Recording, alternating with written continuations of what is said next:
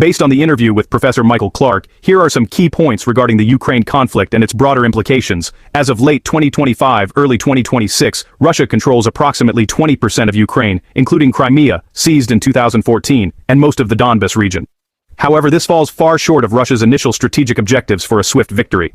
The front line, stretching about 1,000 kilometers, has become largely static but intensely lethal, characterized by a kill zone, where drones dominate. An average of over 1,000 Russian soldiers are killed or wounded daily, with significant Ukrainian casualties as well. The conflict has rapidly evolved into a form of sixth-generation warfare, dominated by drones and electronic warfare.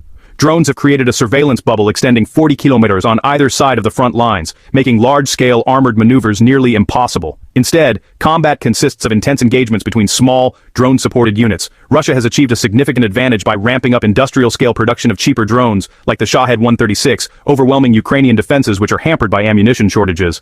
Counter-drone tactics are multi-layered, but finding a cost-effective solution remains a critical challenge. 2025 saw a major push for a settlement, but diplomacy has been undermined by Russian military actions. Following diplomatic meetings, Russia typically increases missile and drone strikes, a strategy interpreted as demonstrating its unstoppable resolve and winning a war of narratives. Internally, NATO faces political disunity, with northern members, like the Baltics, Poland, UK, taking a harder line against Russia than southern members.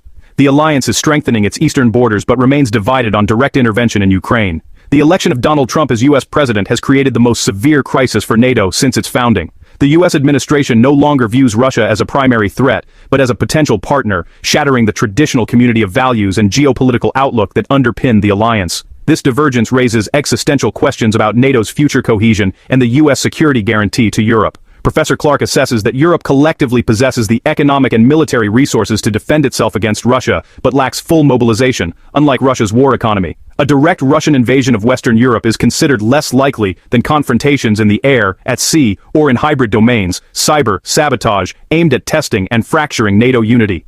The next 12 months present two bleak possibilities for Ukraine: a grinding continuation of the stalemate or a cheap and dirty peace deal imposed by Western powers. Europe faces a tragic dilemma: continue supporting Ukraine without U.S. backing and risk a complete transatlantic rupture, or acquiesce to a flawed peace that sacrifices Ukrainian territory and likely only postpones future Russian aggression. The analysis concludes that Russian maximalist goals, the subjugation of all Ukraine, remain unchanged. Capturing key fortress cities in the Donbas is seen as a stepping stone to potentially seizing all territory east of the Dnipro River, landlocking Ukraine, and rendering it a non-viable state. Any ceasefire is viewed as a temporary pause for Russia to reconstitute forces for future advances.